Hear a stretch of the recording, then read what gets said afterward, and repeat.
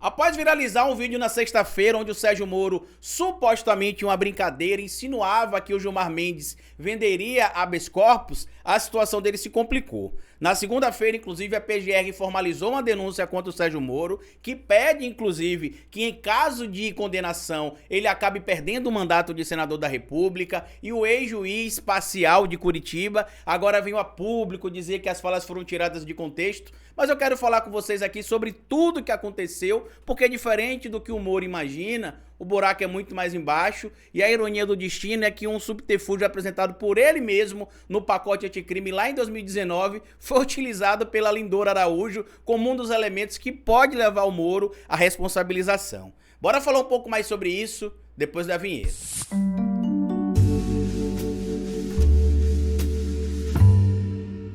Pois bem, meu povo, antes de seguir esse vídeo eu queria pedir a você que deixasse like no começo do vídeo, porque se deixar lá pro final você esquece, e queria pedir a você também, se puder colaborar com o nosso trabalho, que seja membro do canal, apoiador, é uma maneira que vocês têm de manter o nosso canal existindo aqui de forma independente, e se puder colaborar de outra maneira, colabore com o nosso Pix. Pix do canal é esse que tá passando aqui, e você pode colaborar se quiser, quando quiser e se puder. Hoje eu quero falar com vocês sobre uma reviravolta total envolvendo o Sérgio Moro e o próprio Deltan Dallagnol de alguma maneira, já que eles agem como se fossem personagens de desenho animado, o Tico e o Teco. Quando tem qualquer tipo de ação envolvendo o um se pronuncia em relação ao outro e por aí vai. O Deltan Dallagnol se pronunciou na Jovem Pan, eu não vou mostrar esse material aqui, mas o Sérgio Moro, senador da República, se pronunciou através de uma coletiva que mais pareceu um pronunciamento através da TV Câmara. E por que o Moro se pronunciou? O que é que está acontecendo? A Procuradoria-Geral da República pediu que Moro seja condenado à prisão por dizer que Gilmar Mendes supostamente venderia habeas corpus. Ali, claro que foi numa suposta alusão. Eu estou trazendo o termo suposta porque até o Moro, que é tão acostumado com parcialidade, vide a situação recente envolvendo o pai do seu sócio e sogro da sua filha, o Marcelo Malucelli, desembargador do TRF4, que decidiu ali restabelecer o pedido de prisão preventiva contra o Rodrigo Tacla Duran, passando por cima, inclusive, de determinações legais que envolviam o próprio STF e também ignorando o princípio ali estabelecido no próprio Código de Processo Penal, que estabelece quando o magistrado deverá se considerar suspeito. Ele ignorou a proximidade que ele tinha do Moro e da família do Sérgio Moro e do próprio filho, e mesmo assim a gente viu que deu um problema pro Moro, porque publicamente sempre foi possível analisar que essa conduta, no mínimo, foi suspeita. E o que é que traz aqui a informação segundo a Mônica Bergamo? A Procuradoria-Geral da República apresentou denúncia contra o senador Sérgio Moro do União Brasil ao Supremo Tribunal Federal por calúnia que ele teria cometido contra o ministro Gilmar Mendes, que integra a corte. Na última sexta-feira, dia 14, viralizou nas redes sociais um vídeo em que o ex-juiz aparece dizendo a interlocutores sobre, entre aspas, comprar um habeas corpus do Gilmar Mendes, fecha aspas. A vice-procuradora Lindora Maria Araújo pede que ele seja condenado e que, se a pena for superior a 4 anos de prisão, ele perca o mandato. E aqui eu preciso fazer algumas observações, porque tem muita gente falando que se o Moro for condenado, além de perder o mandato, ele será preso. E deixa eu explicar para vocês algumas coisas aqui que estão estabelecidas na Lei de Execução Penal, sobre a questão de dosimetria da pena, como é que se apresenta, restrição de liberdade, enfim. O Moro, se for condenado a uma pena superior a 4 anos, o que pode acabar acontecendo, e isso é bem provável, já vou adiantar para vocês, não vou fantasiar coisas não, tá? É pouco provável que ele seja condenado, muito pouco provável. Apesar de a gente estar vendo algumas mudanças no que diz respeito à postura do judiciário brasileiro, essa possibilidade é mínima, mas vamos considerar que ele seja condenado. Caso ele seja condenado, porque tem alguns agravantes ali, porque como o próprio pacote anticrime apresentado por ele em 2019 acrescenta um cálculo maior à pena, o Moro acabaria, em tese, se condenado a mais de 4 anos, ele poderia cumprir o regime de forma semiaberta. Por quê? Porque se entende, por exemplo, no Brasil, que se você tem uma pena de 0 menor que 4 anos, você cumpre ela em liberdade, em tese. Se você tem uma pena de condenação, tá? De 4 inferior a 8 anos, você cumpre esse regime, essa pena em regime semiaberto. E se você tem uma condenação acima de 8 anos, ou a partir de 8 anos, para que fique mais claro, você tem ali um cumprimento dessa pena através do regime fechado. Mesmo que o Moro seja condenado, ele vai tentar de alguma maneira recorrer de alguns elementos que a lei vai permitir para ele, mas lembre que como senador da República, o processo dele já vai direto pro STF. Ele tá tentando, inclusive, junto com o próprio Deltan Dallagnol, tentar trazer a ideia de que existe uma perseguição por conta de tudo que a Lava Jato fez, e que o STF acabou agindo supostamente ali como um órgão que ajudou os corruptos de alguma maneira, quando na verdade o que o STF fez basicamente foi restabelecer a lei, já que Deltan Dallagnol e Sérgio Moro agiu como se fossem justiceiros que não deveriam respeitar a lei. E onde é que tá toda a polêmica, até de certo modo engraçada, envolvendo essa situação do Sérgio Moro? Eu vou finalizar a leitura desse outro parágrafo aqui, mas vocês vão rir junto comigo, porque o próprio Moro está sendo vítima de algo que ele mesmo sugeriu no pacote anticrime. Na avaliação da PGR, Moro cometeu crime de calúnia contra o ministro do STF ao sugerir que o magistrado pratica a corrupção passiva. Além disso, na visão do órgão, o ex-juiz estava ciente da gravidade do que estava dizendo e o fez em público, na frente de muitas pessoas e sabendo que estava sendo filmado. Ele também teria atuado com o objetivo claro de depreciar e descredibilizar a atuação de Gilmar Mendes na corte. E olha que interessante aqui, ó, o que traz aqui a matéria publicada na coluna do Guilherme Amado, que foi assinada pelo Eduardo Barreto.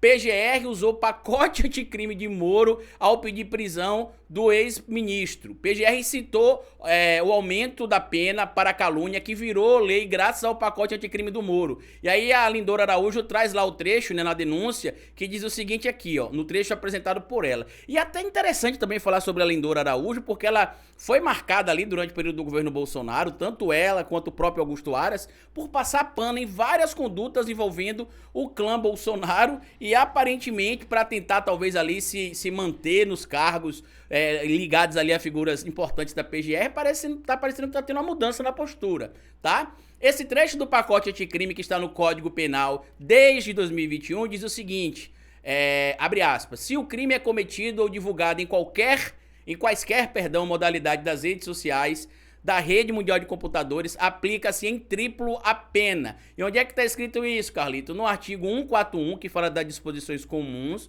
no parágrafo 2º, tá aqui, ó. Graças ao tal pacote anticrime do Moro. Se o crime é cometido ou divulgado em quaisquer modalidade nas redes sociais da rede mundial de computadores, aplica-se em triplo a pena. Se tem ali o entendimento, deixa eu só mostrar para vocês aqui que, se não me engano, o crime de calúnia dá uma pena de 6 meses a 2 anos. Deixa eu só confirmar aqui para vocês que está previsto aqui no Código Penal, tá? Cadê? Calúnia. Vamos só ver aqui para mostrar a vocês. O crime de calúnia tá aqui, ó. Tem uma detenção, caso condenação, né, de 6 meses a 2 anos e multa. Então, a pena mínima aumenta 3 vezes, né, supostamente ali de acordo com as mudanças feitas pelo Moro, como diz respeito aqui, né, a pena... essa pena ela acaba sendo triplicada, então se for o mínimo de 6 meses, ela passa a valer agora 18 meses. E se for o máximo de 6 anos, ela passa a valer ali, cadê? 138. E se for o máximo de 2 anos, ela passa agora a valer 6 anos. Então existe a possibilidade de, se ele for condenado ali com todos os agravantes que a gente sabe que envolve o Moro, ele acaba ficando muito mais tempo do que se imagina ali, com problemas relacionados à justiça. O Moro veio a público, como eu já disse pra vocês, eu vou mostrar o vídeo aqui dele se pronunciando. Ele convidou uma coletiva de imprensa, né, chamou vários meios de comunicação, mas ficou mais parecendo um pronunciamento do que realmente uma coletiva, onde normalmente o indivíduo que aparece ali acaba respondendo a perguntas, e o Moro deixou claro que ele não iria responder nada. Eu vou mostrar o vídeo aqui na íntegra, já dou os créditos à TV Senado, como tá aqui a logomarca, o link vai estar no primeiro comentário fixo, seguindo inclusive as regras determinadas pelo Senado para que a gente replique esse material aqui, e depois eu vou falar algo em cima do discurso do Moro, porque ele perseguia um festival de punk rock lá no Pará, alegando que esse festival estava fazendo alusão a crimes. Então, já que ele estaria em tese fazendo alusão a crime, por que ele estava choramingando? Vamos ouvir aqui o Marreco falando. Boa noite a todos, eu só vou esclarecer aqui que eu vou fazer uma declaração, mas não irei responder perguntas, peço que respeite. E ele não vai responder perguntas, já adianta aqui, porque ele não tem o que responder. A fala dele pode ser enquadrada, sim, como uma fala caluniosa. Respeito aqui a gravidade do momento. Eu quero registrar a minha indignação com a denúncia oferecida pelo Procurador-Geral da República nessa data. E é a Procuradoria, não é o Procurador, tá? Pessoas que eu desconheço, mas mal intencionadas, editaram fragmentos de uma fala, tiraram essas falas de contexto e publicaram na internet com... Isso lembra a história da Vaza Jato, lembra que fragmentaram, tiraram de contexto, editaram as falas, eu não reconheço a íntegra, não é assim que aconteceu, isso não é verdadeiro, é o mesmo discurso de sempre. O único objetivo, vamos deixar muito claro, o único objetivo de me indispor com o Supremo Tribunal Federal. Na sexta-feira eu fui consultado pela imprensa sobre esse fato e disse claramente: essas falas foram tiradas de contexto, não representam. As de Lula não foram tiradas de contexto, supostamente o PT e o Lula teriam ligação com o PCC, tudo isso, inclusive o próprio Deltan Dallagnol publicou isso nas redes sociais, né? Tudo isso envolvendo o PT, o Lula, o PCC, não tem nada fora de contexto. Mas no caso do vídeo que aparece ele claramente falando que aquele instituto seria ali a compra de habeas corpus do Gilmar Mendes, a fiança, né, para comprar habeas corpus do Gilmar Mendes, ele falou, e não importa, gente, o princípio que foi utilizado e nem a situação. Com isso não se brinca. Apresentam o que aconteceu naquele evento. E ainda naquela ocasião, disse muito claro que eu tenho um profundo respeito pelo Supremo Tribunal Federal e pelos seus ministros. Respeito que mantive enquanto juiz federal, enquanto ministro da Justiça e durante a minha vida privada. E agora como senador da República. Hoje, 3 dias depois, fui surpreendido por uma denúncia do Procurador-Geral da República pedindo a minha prisão. A prisão de um senador da República, sem sequer esclarecer como esses fatos ocorreram, sem sequer ter realizado a minha oitiva para que eu pudesse esclarecer. E ignorando completamente as explicações que eu dei daquela fala, que não representa o que eu penso, uma fala infeliz, num contexto de uma brincadeira, mas que foi claramente manipulada e editada por aquelas mesmas pessoas, e aqui evidentemente que não refiro ao Procurador-Geral da República. E é interessante que aparentemente ele estava no ciclo de amigos, né? Então será que os amigos dele manipularam isso? Mas por aquelas mesmas pessoas que buscam atualmente me incriminar falsamente em outros processos, com o objetivo de me indispor com o Supremo Tribunal Federal. Agora eu estou preocupado como senador da República, para onde nós caminhamos nesse país, quando nós vemos esse assodamento e a propositura de uma ação penal, sem o cuidado de ouvir um senador, pedindo a prisão de um senador por algo que foi esclarecido na própria sexta-feira. Detalhe, tá? Eu vou interromper aqui porque ele tá mentindo. Não se tá pedindo a prisão dele. Está pedindo que se abra a investigação e que em caso de condenação ele tenha um mandato cassado, tá? É evidente que, de acordo com a abertura de um processo legal, ele terá direito à presunção da inocência, direito ao contraditório e ampla defesa. Isso quer dizer que ele poderá constituir um advogado, poderá apresentar sua defesa legalmente, para daí ter ali os seus recursos sendo analisados ou não. Tudo isso que ele está falando é um texto pronto que ele sabe que grande parte do público não sabe, que não é meramente dizer que ele vai ser preso e seja preso. Inclusive ele sabe que não será preso. Que não representava aquilo que o senador pensava. Me preocupo dentro desse mesmo contexto em que o governo federal busca cercear a liberdade de expressão. É claro que ela não abrange ofensas, é claro que ela não abrange ameaças. Ele está dizendo que o governo federal quer cercear a liberdade de expressão. Já vou mostrar para vocês uma coisa aqui. Mas claramente, naqueles fragmentos que foram editados e manipulados, não há nenhuma acusação Não há nenhuma acusação contra o ministro Gilmar Mendes. Não há nenhuma ofensa ao ministro Gilmar Mendes intencional. O que existe são falas que foram descontextualizadas e divulgadas em fragmentos para falsamente me colocar como alguém contrário ao Supremo Tribunal Federal e ao próprio ministro, o que nunca fui.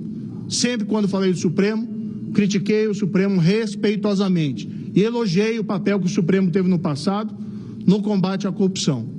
Lamento que o Procurador-Geral da República... Lembrando, é a Vice-Procuradora-Geral da República, Lindora Araújo. Ele está dizendo o tempo todo o Procurador-Geral da República, o Procurador-Geral da República, mas quem apresentou a denúncia formalmente foi Lindora Araújo, até onde a gente tem conhecimento público do fato. Veja com tanta facilidade a possibilidade de denunciar um senador da República e pedir a sua prisão. Não creio que esse seja o Brasil que nós queremos e para o qual nós queremos caminhar. Muito obrigado. Bom, vamos lá para a questão primeira aqui de cara da tal liberdade de expressão que o governo Lula, segundo ele, quer cercear, tá bom? Isso aqui aconteceu em 2020. Sérgio Moro pede inquérito contra punks de Belém por cartazes anti-Bolsonaro. Ilustrações com Bozo empalado e o presidente vomitando fezes em floresta colocaram o Facada Fest na mira do ministro. Uma das imagens é essa, tá? E a outra imagem é essa aqui, ó. O que acabou acontecendo? Pediu-se a suspensão do festival horas antes da realização do festival. Os organizadores do festival foram conduzidos para uma delegacia para poder prestar depoimento. Tudo isso porque o ministro da Justiça na época, o Sérgio Moro, disse o seguinte, ó, em seu despacho, requisitando a abertura de investigação, Moro afirma que nos cartazes e postagens de redes sociais do coletivo há elementos que indicam a prática em tese de crime contra a honra do senhor presidente da República. Sobre o Bozo atravessado com lápis, o ministro destaca o trecho da representação inicial que diz ser a imagem, entre aspas, clara apologia ao atentado sofrido por Jair Messias Bolsonaro durante a campanha eleitoral que quase tirou a sua vida. Vamos ver essa imagem aqui do lápis que se fala, né? Onde é que se tem aqui essa alusão à facada que o Bolsonaro tomou em 2018. O festival, inclusive, o Facada Festival, ele foi criado, se não me engano, em 2017. Tanto que o pessoal até me mandou na época um material falando sobre isso. Se não me falha a memória, é isso mesmo. Ele foi criado em 2017, antes do que teria acontecido em relação à facada que o Bolsonaro tomou em setembro de 2018, lá em Minas Gerais. E ainda tem a questão que eu nem vou colocar aqui no vídeo para o vídeo não ficar maior, de o Moro ter vazado diálogos do Lula com a Dilma de forma ilegal para poder gerar um clima de oba-oba público que impediu, por exemplo, a posse do Lula como ministro da Casa Civil, porque a posse foi revogada pelo próprio ministro Gilmar Mendes, que hoje o Moro ataca, e facilitou ainda mais o processo de impeachment contra a Dilma Rousseff, porque publicamente mobilizou a opinião do povo. Então, tudo que está acontecendo com o Moro é o que ele plantou durante muito tempo. É claro que ele terá o direito de se defender, como qualquer pessoa ligada ao direito, né, quando é apresentada ali uma denúncia contra ela, mas é bom que ele acorde e entenda que ele não é mais o juiz que toma as decisões. Ele agora é qualquer um do povo que, se tiver algumas manipulações, como aconteceu no TRF4, por exemplo, agora ficará evidenciado cada vez mais e o cerco tem se fechado. Compartilhe o vídeo se você puder, se inscreva no canal, deixa like, me siga nas plataformas digitais. Tudo que eu falei pra vocês vai estar fixado aqui no primeiro comentário fixo. E como eu sempre digo no final do vídeo pra vocês, é melhor escrever errado a coisa certa do que escrever certo a coisa errada. Até nosso próximo vídeo.